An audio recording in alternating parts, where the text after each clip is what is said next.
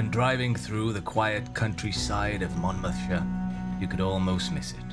There are no huge crowds, there is no town built around it, and there is no obvious reason why such a powerful castle would be found here. But that's exactly what makes it interesting.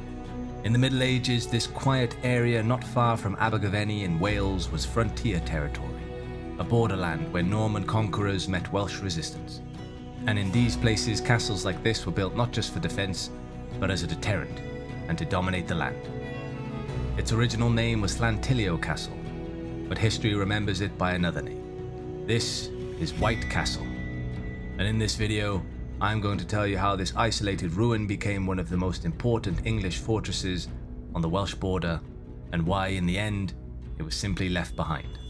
Now, if I say the numbers 1066, pretty much everyone with even a passing interest of medieval English history will know why those numbers are significant. But for anyone who's watching that doesn't know, 1066 is the year that a guy named William, that's this guy, hopped on a boat in Normandy, that's over there, sailed it over to England, over here, and, conquered the place. In fact, he conquered it so well that history would remember him as William the Conqueror. Now, as you are no doubt aware, one man cannot conquer a country alone. It takes teamwork, and it's one of the men on his team that we're interested in today. Another William, the man that set the groundwork for this castle, William FitzOsbern, a friend and close relative of William the Conqueror's. Unfortunately, no painting or illustration of FitzOsbern appears to have survived, but he played an important role in the Norman conquest of England, so I like to imagine, admittedly without any evidence, that he's one of the men depicted on the Bayeux Tapestry, the enormous contemporary embroidery showing the events leading up to the conquest.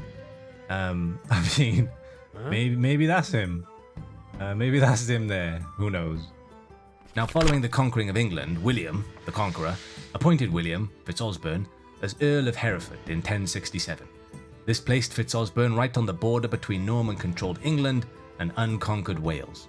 He would go on to push into Wales, expanding Norman territory, and built castles to control the border region and subjugate the native Welsh people. One of these castles was White Castle. Now, when it was first built, it would not have looked like the castle we see today. It was initially an earth and timber ringwork fortification. So rather than these enormous stone walls and large round towers, it would have been a relatively quaint timber structure, surrounded by a ditch and a wooden palisade, a fortified wooden fence.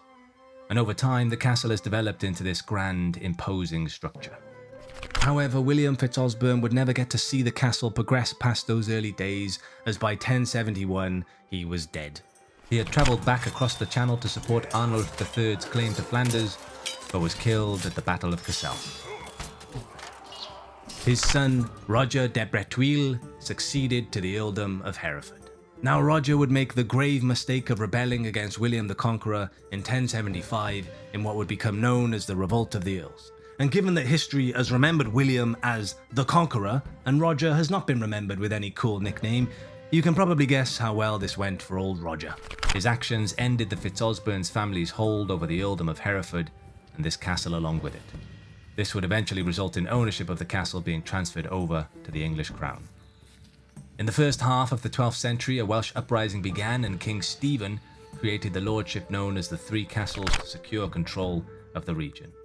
This included White Castle and two other nearby castles, Grosmont and Skenfrith. It was around this time that the keep, the first stone building on the site, was constructed. Only the foundations remain now, as it was taken down in the following century during further reconstruction of the castle. Then in the late 12th century, the nearby Abergavenny Castle was burnt down by the Welsh. This prompted King Henry II to significantly reinforce White Castle by replacing the wooden defences with the stone curtain wall.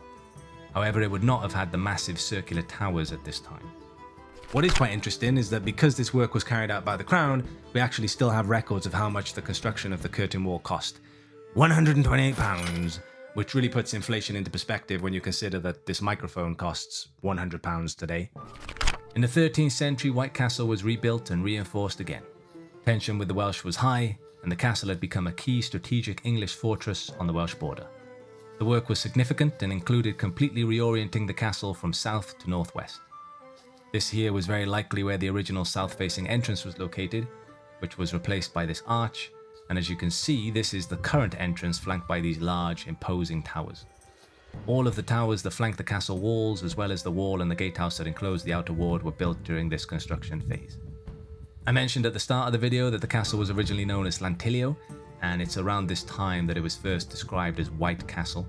This is most likely because its walls were finished with a white plaster coating, which would have given it a much lighter white appearance. This has since eroded away. These substantial improvements seem to have been done, in part at least, in preparation to defend against an attack by Llewellyn ap Griffith, the Prince of Wales, but the attack never came. Many castles fell to the Welsh, but White Castle did not. In fact, White Castle was seemingly so successful as a deterrent that it was never attacked, and Llewellyn would ultimately never get the chance even if he wanted to, as by the last quarter of the 13th century Wales had been subjugated by the English following campaigns by King Edward I. This also had the effect of essentially depriving White Castle of its strategic role and purpose. What is also interesting is that following this construction period, they demolished the original keep and they did not replace it. The castle's primary purpose was military, not domestic, so there isn't much of an attempt to adapt the castle for residential use beyond what would be necessary for troops stationed there. In a sense, White Castle was a forerunner to Edward I's later castles in North Wales. You can see the same military thinking beginning to take shape. There's no central keep, there are powerful curtain walls, round towers, gatehouses, and there is a castle designed as a military fortress rather than a comfortable noble residence. Unfortunately, after Edward I conquered Wales, White Castle simply faded out of usefulness. It continued to serve an administrative role for a time, but with no major military purpose and no great noble family turning it into a comfortable residence, it was gradually neglected. By the 16th century, it was already described as having fallen into ruin, and it's for that reason that very little now remains of the buildings in the inner ward beyond their foundations. That being said, we can describe some of the buildings you'll see as you enter the inner ward. On the eastern side, which is on the left as you walk in by the main entrance, the first building is the hall. There are actually two foundations here, so there appears to have been two different halls built in two different periods. This would have been the main communal building of the castle, a place where soldiers ate, where the constable conducted business, and where meetings and ceremonies were held. Moving along, next to the well, you'll find the solar. This was the residence provided for the constable of the castle. A constable was like the castle's governor, appointed to look after the fortress on behalf of the king. You can still see the remains of the fireplace here as well. Next to that, we have this large latrine pit. Essentially, this is the pit where toilet waste would have been collected, or rather would have fallen into from above. It's quite large, so appears to be for a communal latrine rather than serving just the constable's residence. This here is where the chapel was, essentially squeezed into one of the towers. Although it was still quite austere, it appears to have been the castle's only real civilian concession within an otherwise uncompromisingly military fortress. The nave of the chapel, where the congregation stood or sat, projected from the tower into the courtyard and was probably timber framed. In fact, most of the domestic buildings in the inner ward were probably timber framed, built on stone foundations. Another reason why not much has survived to this day. Next to the chapel are the remains of the keep. At the beginning of the video, I said that the castle was originally an earth and timber fortification, but in the early 12th century it was further strengthened with the addition of the keep. This was fairly typical for Norman castles of the time, and it has been identified as the earliest stone building on the site. The keep would have been the centre of the early castle, but it wasn't purely defensive. It would have also provided accommodation for the castle's lord, with the lower levels probably used for storage and the more comfortable rooms above used as living space. Over on the western side of the inner ward, we have the remains of the kitchen. Its large circular masonry oven still survives, and the rectangular section on the left appears to be the remains of a kiln. As you can probably guess, the kitchen would have provided the castle's soldiers with their daily meals. Given the castle's purpose, it would have been a practical working space designed to keep the castle's defenders fed, rather than producing anything especially fancy. Now, the castle's round towers were mostly military structures. As you can see, they have these looped embrasures, those slits that widen towards the inside of the wall. These allowed archers to fire across the moat and along the face of the curtain wall, while exposing as little of themselves as possible. Each tower would have had 4 levels with wooden floors, and would have also functioned as munition stores and guard rooms. The northeast tower of the gatehouse, that's the tower on the left if you're looking from the outside, appears to have partially collapsed and was subsequently repaired, probably during the 15th century. The rebuilt tower contains 2 fireplaces, suggesting that at least some of its rooms were used as accommodation. Either that, or the guard rooms received a rather nice, toasty upgrade during the reconstruction. Moving into the outer ward, there isn't really much to see anymore, but surveys suggest it once contained a collection of timber buildings, and again, given the military function of the castle, these probably provided storage, stabling, and accommodation for the soldiers and servants who kept the castle running. One thing to note is that 4 towers were built into the curtain wall surrounding the outer ward. 3 are rounded, but this one is rectangular. While the others were primarily defensive, the upper floor of this tower contained both a fireplace and a latrine, a medieval toilet, showing that it was also used as accommodation. Now, we cannot say for certain who lived here, but if troops were garrisoned in the outer ward, it was probably used by their commander or another senior officer responsible for supervising the garrison and the security of the castle.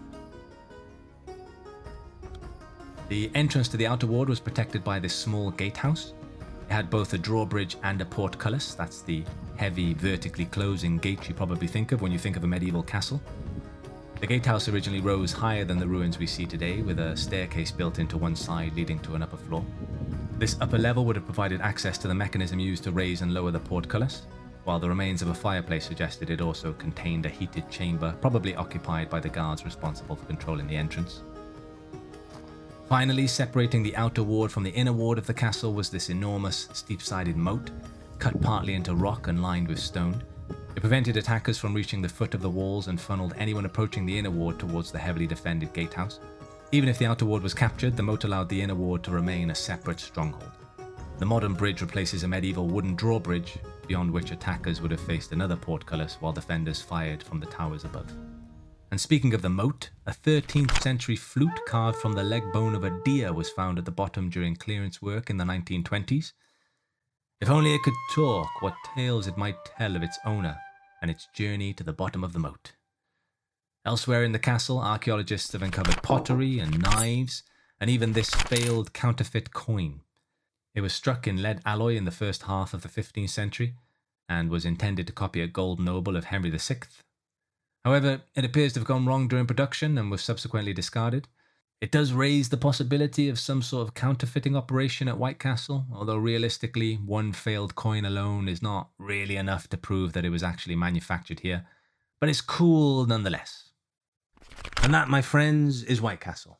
A real hidden gem in South Wales, steeped in history stretching back to the Norman conquest of England and their expansion into Wales. A powerful and imposing show of force, and I guess a victim of its own success and the success of its owners, abandoned once its strategic purpose had been fulfilled. And this video probably doesn't do it justice. I mean, to get there, you travel down these tiny lanes where maybe one car can pass at a time, and then you arrive at a car park where maybe 4 cars could park at any one time, and then there's just an enormous, impregnable fortress just there in the middle of nowhere that you can just enter free of charge. The history stretches back like 1,000 years. That's pretty crazy. So, yeah, if you ever get the chance, pay it a visit. Anyway, thanks for watching. I hope you enjoyed it. If you did, then consider subscribing. If you didn't, then don't consider subscribing. But I salute you nonetheless. Okay, thanks. Bye.